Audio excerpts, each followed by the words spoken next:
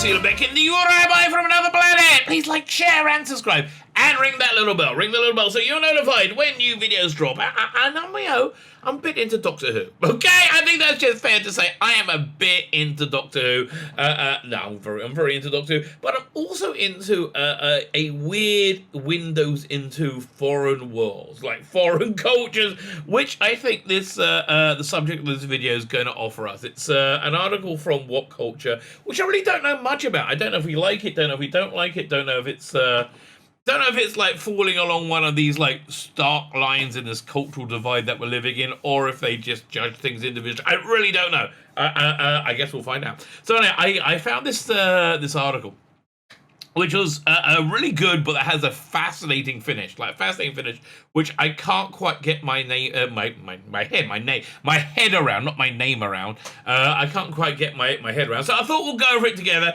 It's pretty good from what I've skimmed so far. I try and read this live, as I do these videos, because one, I'm lazy. I'm lazy, and I'm like, why am I going to read this twice? No, but also I think it's better to get your genuine reaction. Well, my genuine reaction first. I find that more entertaining to watch, really, and I do like to watch myself because I'm a massive narcissist. Now, in that vein of being a massive narcissist, could I ask you, can you hit the like button? That'd be freaking great, and it really is. It's feeding my narcissism. Hit the like button, and it's not a bad thing to feed it because it's very hungry, very hungry. Hit the like button, hit the share button, hit that subscribe button. I don't know where we are with subscribers. It goes up and down. I'm dizzy. It's like being on a fairground ride, but not a good one. It's like being on one of those dodgy traveling fairs where you got that smell of the weird ketchup, the weird watered down ketchup with the string cinema hot dogs they sell there, which are actually always quite nice when you're drunk and you have them. That kind, and all the rides are like rattling, and it's a lawsuit away from massive. So that's the kind of fairground ride it is. Not a good one. But yeah, if you can hit the subscribe button, it'd be great. And if you're still subscribed, if you're still subscribed, don't worry about it. Okay, if you're not subscribed, if you're not subscribed, please do subscribe. I'm going to get this third time's the charm. If you are subscribed, can you please make sure you're still subscribed?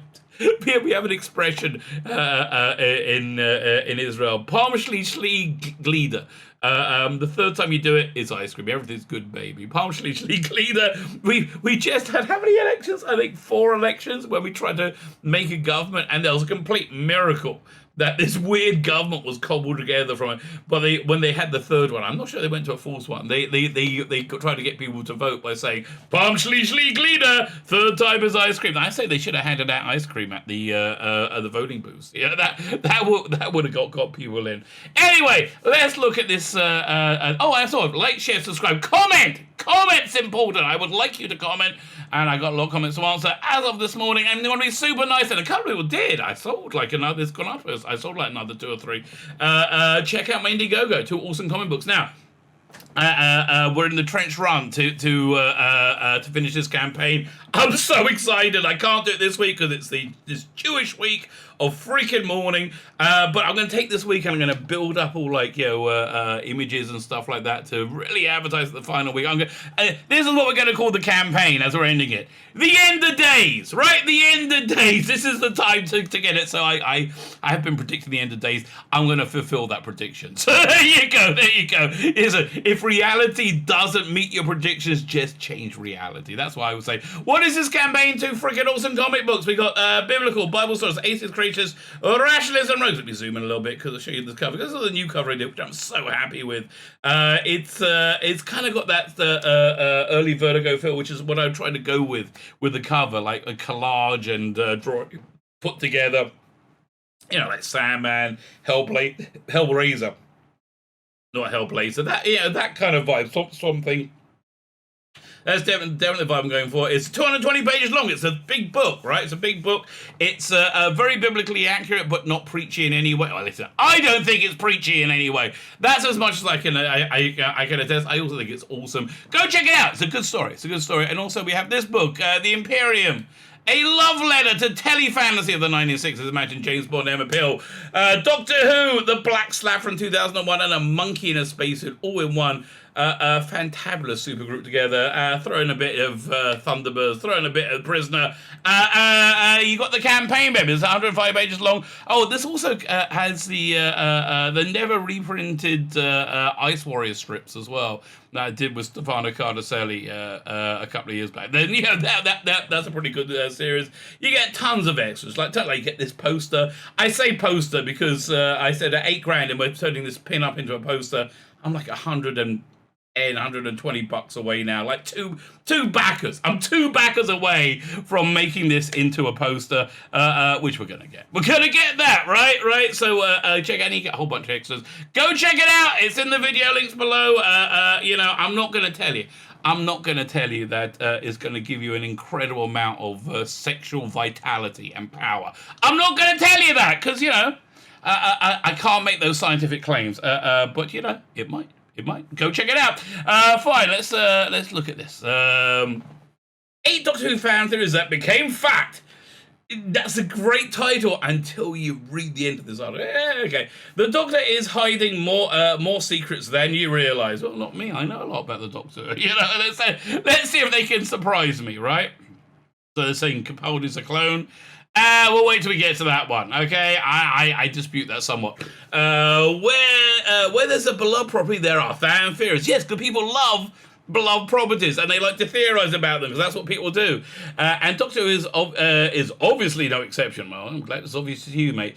With such a long history with a vast canon that spans novels, comics, and audio dramas, there's so much material for fans to dissect and counter. Well, let's be fair. Most of the novels, comics, and audio dramas do dissect the fan theories. That's why, because they're made by fans, essentially. And there's so much material for fans, as I say, there and countless foundations off which they can build their theories. It's always fascinating though when people have a fan theory and they forget it's a fan theory and they just like no, and it just becomes part of them, and somebody goes, "Oh no, that was never on screen." They're like, "Oh." However, the reality is the majority of these theories will end up being wrong. That's true, as evidenced by some pretty truly crazy ones that we've seen over the years. Remember when people thought Rory Williams was secretly the Master? Oh, I don't remember that one. I do remember that. Yeah, I do remember that. Yeah, I know that was bollocks.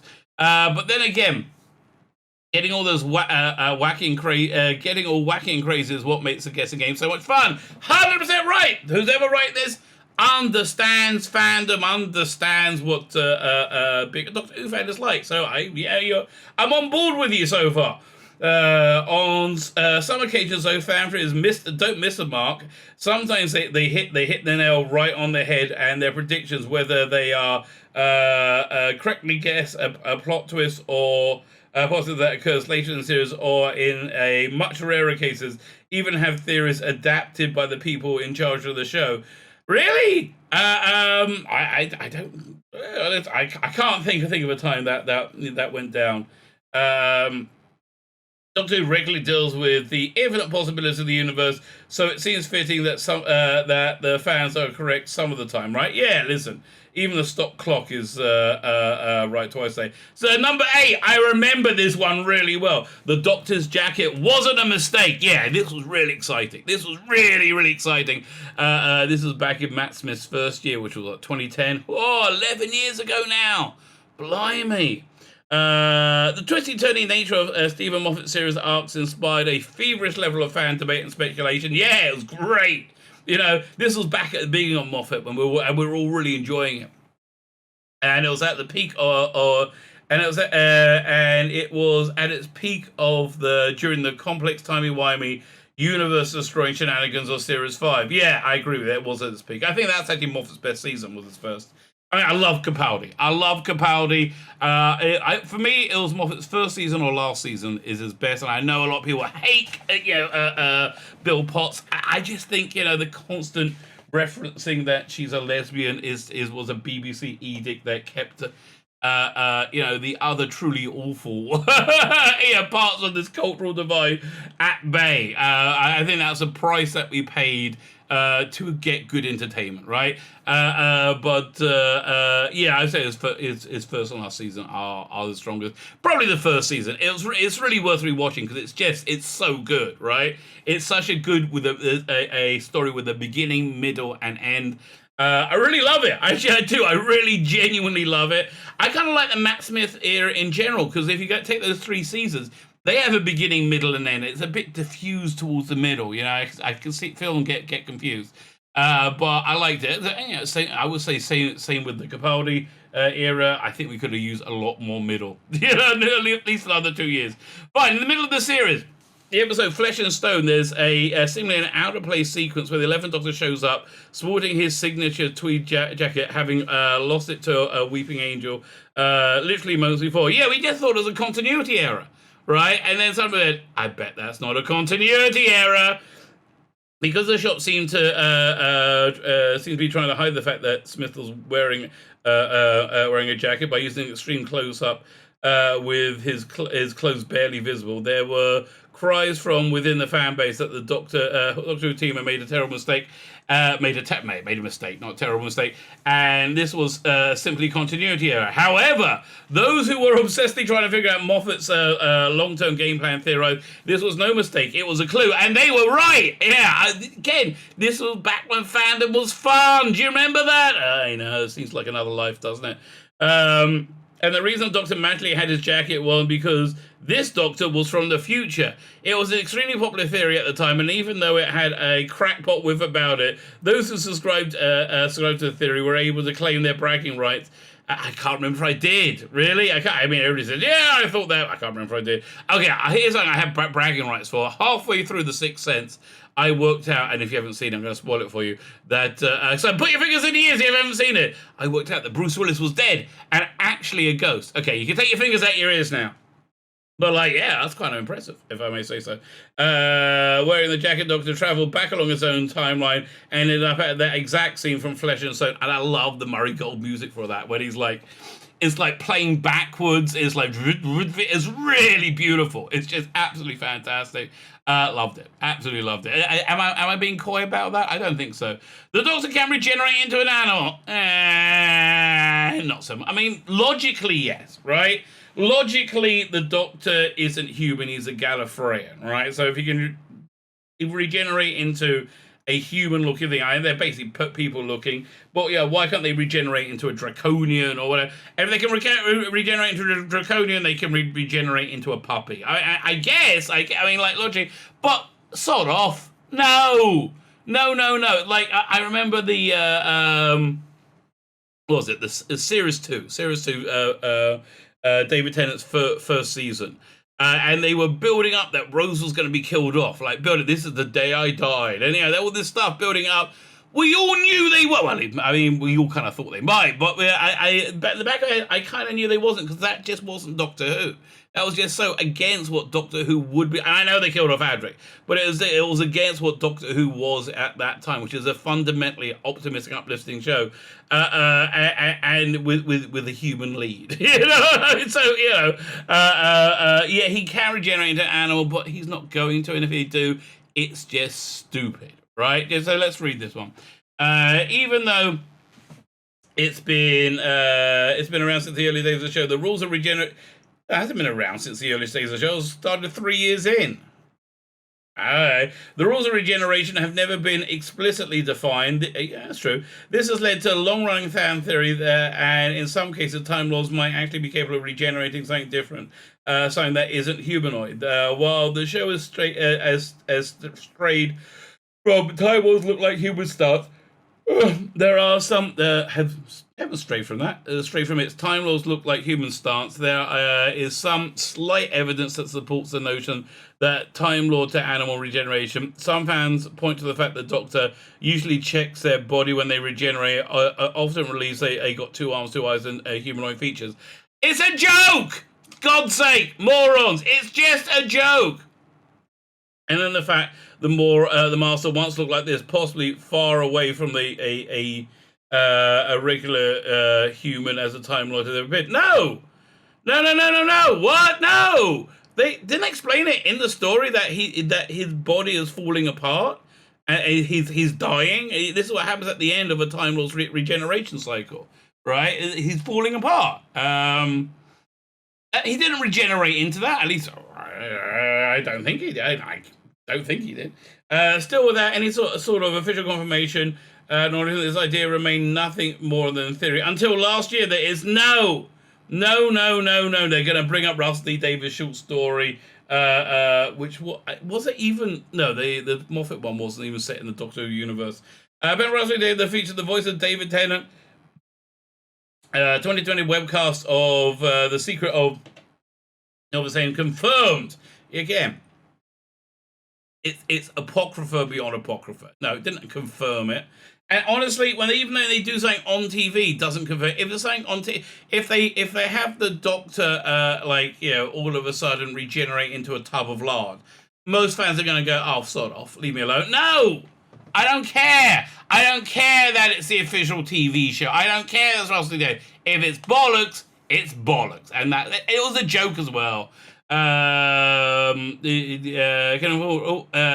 in all the hundreds faces and forms, including men, women, and animals. Yeah, it was making some kind of point to support Chibnall, and an idiotic one at that. So screw off. Okay, honestly, you want Doctor Who to be like a friendly hedgehog? Go ahead. I mean, look, you tried a moron, so I guess you can try friendly hedgehog. Just see how it goes. You know what? You don't need to see how it goes. Just listen to me. It's going to go badly. Yeah. If you asked me, so speaking as somebody who was on board for the female Doctor, right? But if you told me what you were going to do, I would have predicted exactly what would have happened. Why? Is it because I'm a prophet? No. It's because, look closely. I don't have a head injury here. I don't have any lobotomy scars. It's that freaking obvious, morons! For those who will probably never see an animal on top. So if it's for the obvious reasons he can't regenerate, he's not an animal. Piss off. And it wasn't to be an animal, it's to say the Doctor could be a woman. Nobody minded him being a woman until they regenerated him into a woman, and it was shit, okay? Nobody minded it at all until they did it badly. A few people minded it. We'll probably never see an animal version of Doctor leading the show, but this does open the door for the likes of Big Finish and Tiny Comics Tell all sorts of wacky Doctor Woof wacky stories. Doctor Woof anyone? No. Literally no one. Literally no one. The Doctor is a copy of the original. This is an interesting theory, right? And I do push back against it somewhat. Evan says it's one of those episodes that leave the audience with just the right amount of ambiguity, most of it is revolving around the Doctor's confessional and how exactly it works. I mean, this is not a very rewatchable episode, I found, and I've rewatched it a bunch of times. It's a tour de force by Capaldi. I mean, it's really him at his absolute pinnacle of being the Doctor. It's just, honestly, millions or billions of years. Every a few days, hitting a slab of diamond. It's a bit much, Moffat. It's a bit much. No, we don't want this out. Leave me alone. And how exactly it works. In the episode, the 12th Doctor is trapped inside a confession jar. Instead, confession jar caught in the loop, dying over and over and over again, and then respawning after each death. His a fascinating plot device, but something that isn't made clear is whether or not the real Doctor was the first one to die, or making every subsequent version of him nothing more than a clone of the original. Yeah, no, I think it's the same as when you put somebody through a transporter. Is it still bones? Yeah, of course it is. Leave me alone.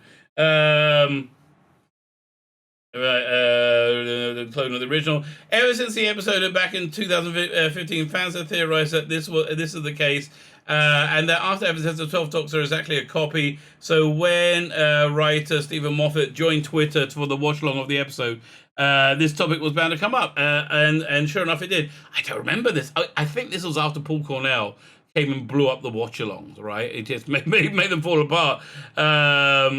In response, Moffat pretty much confirmed the clone theory, referring back to a similar event from the 1964 Hartnell series. The first teleported in Doctor Who series was Keys of Marinus. He's been a copy ever since. Deal with it, kid. Joke. I mean, what is wrong with these weirdos with zero sense of humor? It's beyond me. You could also argue that Doctor becomes a god each time he regenerates into a new body. But I really? I didn't even. I don't even have a comeback for that. It's so stupid, right? It's like it's beyond me. There's nothing to respond. After all, the process does completely rewrite one's physical form. Okay, fine. The truth about River Song. Okay, let's find out what the truth is. I'm intrigued. Another Stephen Moffat arc, the Mystery of River Song, didn't just run for a single series. It ran through series. Well, actually, it ran through series 3. It says 4, 5. Oh, was it? No, series 4. Right, that was Silence in the Library. That was the Donna Noble set. Wait. We had Rose series 1, Rose series 2, Martha series 3, Donna series 4. Okay, they got it right. Series 4, 5, and 6 before the truth about her backstory was finally made clear, and they kind of just like left her after that. There were so many puzzles surrounding her, though. True identity of the man she killed. Oh right, God, I forgot about that. The full extent of her relationship with the Doctor, and while all these question marks did have satisfying payoffs, they had payoffs. I wouldn't go as far as say satisfying. It was a bit timey-wimey, overly kind of annoyingly intricate. The identity about to kill, blah blah blah, and while these question marks devastated my payoff, there were many theories that actually predicted said payoffs long before the show got to them. The show got to them.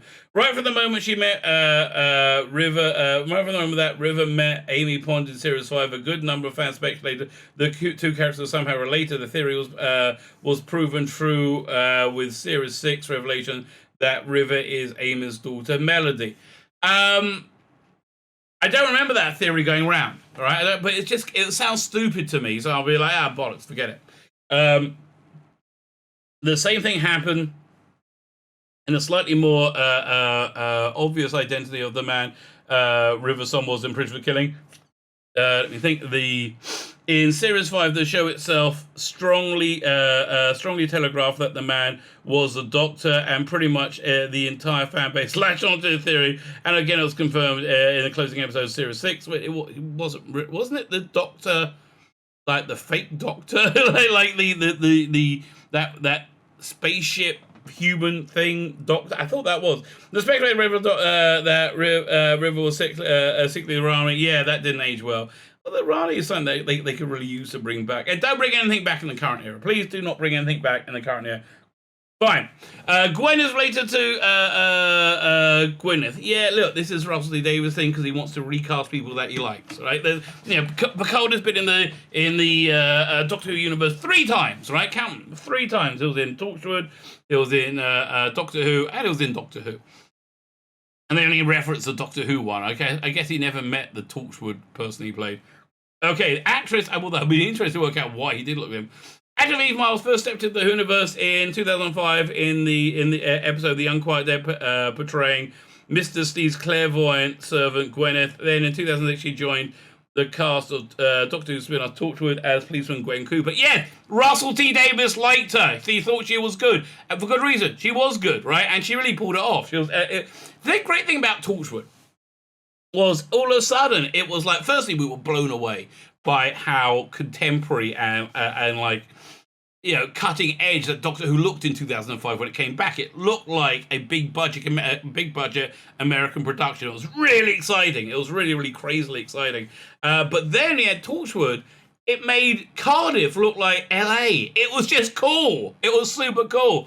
And you know, was it Eve Miles? Yes, was very good. Yeah, she was really, really good casting as Gwen Cooper. She had a really good action hero ability about her, and I like that she had a husband. It was just good. You know, like good casting. So yeah, in fact, the reason I realized Merlin was the first real not successor, ITV opponent to Doctor Who was the casting of Eve Miles in that first episode. They tried to make Primeval like a something to combat Doctor Who, and it was like comparing Doctor Who to the Tomorrow People. And I love the Tomorrow People.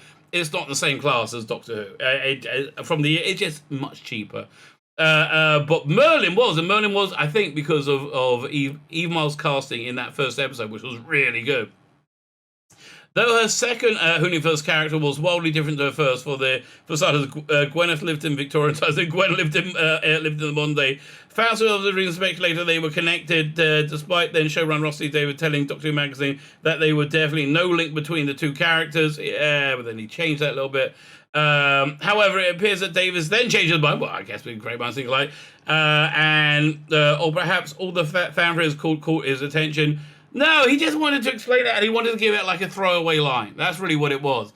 Whatever the case, Doctor Who's series 4 finale explained that Gwen was connected to Gwyneth by a spatial genetic multiplicity resulting in physical similarities.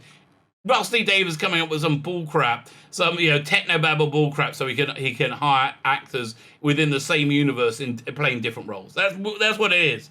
It's also possible that Davis was simply lying about the lack of connection. I was like, no. Honestly, Rusty Davis just he just strikes me as a fundamentally honest person. He will tell you what he thinks. After all, being in charge of Doctor Who means you have to tell the occasional fib. I don't remember that so much with... I mean, listen, I remember when Doctor Who came back, right, on 2005, they had this, the Doctor's 30-minute or an hour documentary before it aired, and Rusty Davis went through each of the Doctors and spoke about them so glowingly, and it was really bad Doctor Who. He spoke glowingly about at times. Humans got the word Doctor from the Doctor. Yeah, this is a bit of Moffatish, and whatever. It's kind of stupid, and I would just forget it. Half human on his mother's side. In the mid-90s, an avid Doctor Who fan took to the then primitive internet, eager to share one of their theories on the metaphor. That theory, that humanity's use of the word Doctor actually came from the Doctor themselves, due to, well, it's not humanities, it's English. It was Roman, I guess, which is where it came. Due to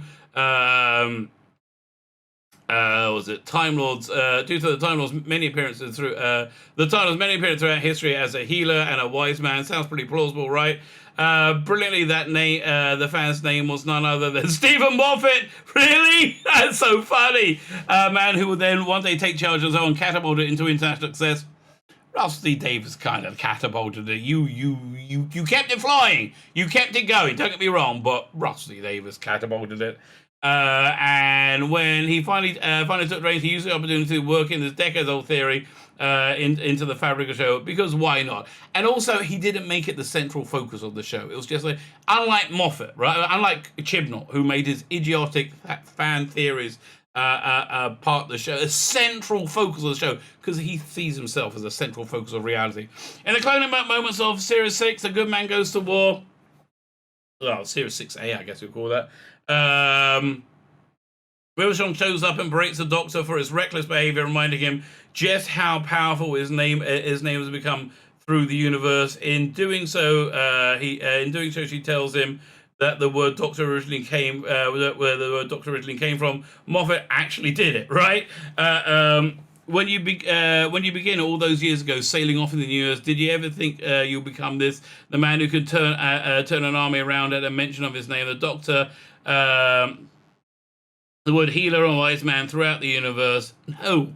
Throughout the English-speaking world, not the universe. We get the word from you. But if you carry on the way you are, what might that word come to mean? Yeah, look, it's one of those great speeches, which Moffat was great, which was fantastic writing.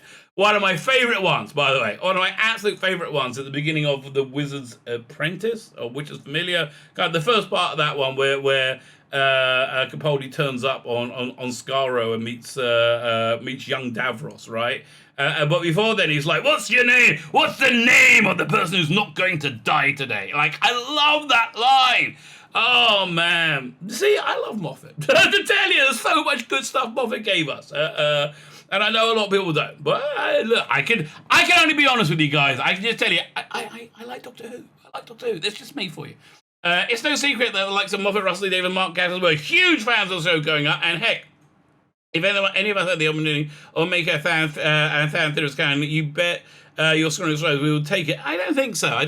Look, Rusty Davis was very careful, right, about keeping his eye on the audience, right?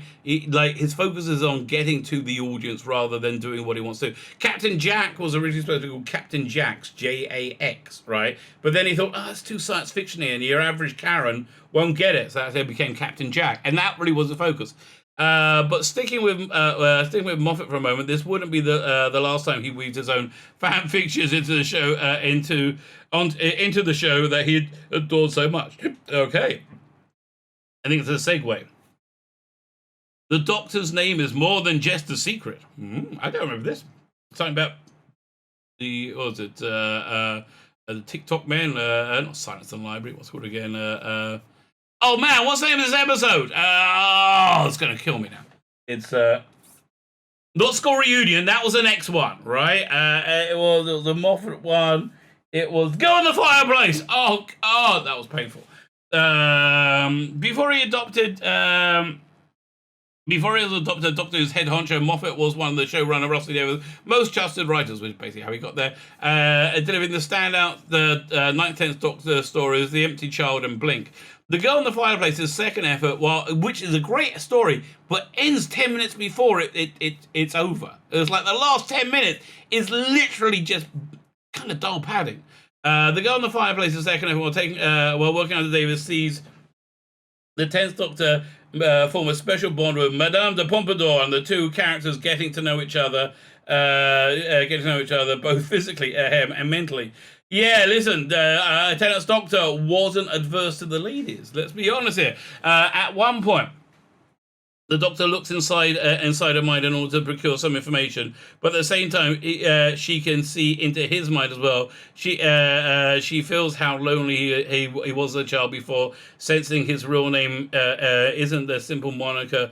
It's something of great significance. Doctor Who. It's more than just a secret, isn't it? Yeah, it was just Moffat like that, building up. Do you remember the end of season 6? You had the blue guy in his head going, Doctor Who, Doctor Who. Like he was, yeah, okay, relax. But this isn't something to carve in stone and make a TV show around. This was Stephen Moffat theorizing as the reason why the Doctor never speaks his name, because of the higher, greater power, whatever. Something that makes it more important for him is to keeps his lips sealed. And how do we know Moffat was theorizing this? Well, because he worked it into the show 5 years later. In the latter stages of the season, we just talked about the Doctor's name is a code word for that opens the door to his grave. Right, yeah. A dangerous place that must never be discovered. Then later on, his name becomes the password to allow the Time Lords to return to the universe. A return which would incite a larger scale war. In other words, the Madame's assessment and Moffat's theory were bang on. Yeah, I know, I get it. He liked it. And number one. Prepare yourself. Like, hold on to everything here. Number one, the Mobius Doctors are canon. Now, that would be the case if the Jodie Whittaker era is canon. So, I do reiterate thoughts I have over and over and over again. So, I don't consider the Jodie Whittaker era as canon. There was an instinct through series 11 and through series 12. They basically confirmed it's not canon by saying there's a multiverse and there's all this bollocks about the timeless child. It was just, and it's been thoroughly rejected by fandom, right? Something needs to be accepted by fandom to be and written by the creators and accepted by fandom. Great example, Half Human on my mother's side. Another great example, the Teletubby Daleks. You can do whatever you want. If fandom says, piss off, we're not interested, which they unequivocally have, okay? They said, piss off, we are not interested in this bollocks, then it's not canon. So I think rather than shaking up the canon, they decanonize themselves. That's how bad of a job they did. And this is just utter nonsense, right? Utter nonsense. So let's see how they're going to... So far, he's shown like some, understanding. This is not like a Screen Rant article. This guy's shown some actual knowledge and understanding. So this is my window into a foreign universe, which I do not understand. And honestly, can't really comprehend, right? Like how? I want to hear this argument. One of the longest-running Doctor Who theories stems from the 1976 era, The Brain of Morbius, in which the Doctor, Tom Baker's Fourth Doctor, engaged in a psychic wrestling match, mind-bending, with the titular patchwork creature. During this scene, the Doctor's previous three faces, Pertwee, Troughton, and Hartnell, appear on a nearby screen. But interestingly, it doesn't stop there. In fact, we see 8 more mysterious faces before the Doctor wins the contest. So okay, let's keep going. I'm not gonna attack it. Let them get the argument out first. Though some speculate argue these faces were past incarnations of Morbius, that's possible. The far more popular theory is they're past incarnations of the Doctor, incarnations before William Hartnell. And I just want to be I forgot to finish the sentence before. The reason that my instinct was like, and it took me a while to really work out why Jodie Whittaker just isn't the Doctor, right? Why I can't accept, and I really tried, why I can't accept her as the Doctor is because the Doctor, for me, the central feature of the Doctor is somebody who comes from complete authority, who hates authority. He's anti-authoritarian, right? This Doctor is not authoritarian, not authoritative at all. She never knows what's going on. She's always like, eh. And she's also a massive conformist. She's a blue check mark. She is and the blue check marks, I think, listen, the blue check mark, I think, in the future is going to be kind of akin to a swastika, you know. And remember, in the third and the fourth, people proudly displayed their little swastikas, on their lapels, and they had flags. Same thing, mate. Same thing. And that's why I just can't accept her as a Doctor. And it's not like I'm the one who wrote that. It's like I'm not like I'm the one that created it. So they were incarnations that came before passing on came before William Hartnell. This was the intent of the production team. No, it wasn't. Although the theory was never explicitly confirmed within the show. No, the intent of the production team was to have a bit of fun. Right, have a bit of fun. It could be Morbius, could it be the Doctor? But that doesn't make sense because we know he's the first one. He's just hanging on beforehand. So Paul Cornell again, in part of the discontinuity guide, puts also a theory which is much better, which these are fake regenerations created by Tom Baker's Doctor to win the mind-bending tournament. That makes the most amount of sense. 100%. So I'm sorry. Okay, we haven't even got the argument yet, right? But in 2020, that changed in the season 12 finale. The Timeless Child revealed the Doctor isn't just an ordinary Time Lord. Well, we knew that in Silver Nemesis, and it was equally crap then. They are a powerful creature from another world. The first being to ever possess the gift of regeneration, can regenerate infinitely, and it's like, oh, we just opened it up to make a whole new lots of possibilities. No, you actually closed it. It's not interesting anymore. And again, it's so bad it decanonized itself. The episode informed us that the Doctor had more lives than we think, even going as far as show the Mobius faces during a scene where the 13th Doctor breaks out in the Matrix. Again, that doesn't confirm the Mobius Doctors were previous Doctors, like pre-Hartnell Doctors. That could have just been a memory that Jodie Whittaker's Doctor used to break out the Matrix, which was just such a stupid idea. I mean, okay, a Matrix, the repository for every Time Lord's every Time Lord's memories. Yeah, so millions upon millions upon millions of Time Lord memories are create the Matrix, right? So the Doctor used the power of her incredible, splendid mind, because it's so big, and even though she's a moron, to break the Matrix because she's got so many lives that she doesn't know about. But it makes no sense, like most of the bollocks that Christian comes up with. Some fans even believe the entire point of the Child just was so the current showrunner Christian, who grew up watching the Fourth Doctor, could make the Mobius Doctor's return. No, the entire point of it was to make the Doctor less white and less male, right? Because they are insane racists who believe they are anti-racist. And they can only judge people by their external characteristics. You see, the reason Doctor Who appeals so much to has such a strong gay base in fandom, and it appeals to outsiders and different people. Why? Because the Doctor is an outsider. Again, he's somebody who's rejected his society. He's rejected his authoritarian society, right? And he's a rebel. And so people who are out on the outskirts of society, who are different, who are not the blue check marks, or are not the crushing conformists, right? They connect to the Doctor. Not anymore. And that goes way beyond skin color, right? I mean, honestly, I think an average black person, Muslim, whatever, they can connect so much more. Male or female, they can connect so much more to Sylvester McCoy or Tom Baker's Doctor, or anybody more than Jodie Whittaker. Why? Because they have that rebellious anti-authority streak going through them, unlike Jodie Whittaker's. Whether or not you subscribe to the notion, that's exactly what he did. Yes, that's exactly what he did, and that's why it's decanonized, right? That's why it decanonized itself, much like, as I said, half human, on my mother's side, right? And that's what it's that's what he did. That's why he's destroyed his own era. Again, and the more people reply back, trying to incorporate this into whatever ephemera they do with Doctor Who, the more it gets rejected. I think we see that with Time Fracture, the interactive, immersive theatrical experience. I was up just going to see that. Like, if you live in London, I would say, yeah, go check it out.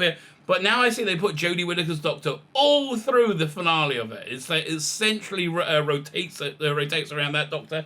That just kills it for me, and I think so many fans. It was a dumb idea, and I think it would have been okay if they put her in as one of the Doctors. You could just ignore it, move on, and enjoy all the other stuff. But they made her Doctor central, and that's, I think, essentially why I think by doing that, they really got rid of a lot of their potential customers. But really their customer base was tourists, I guess. So good luck with that, mate. My name is Tzvi Lebetkin, the Rabbi from another planet. Please like, share, and subscribe, and ring that little bell. Ring the little bell so you are notified when new videos drop.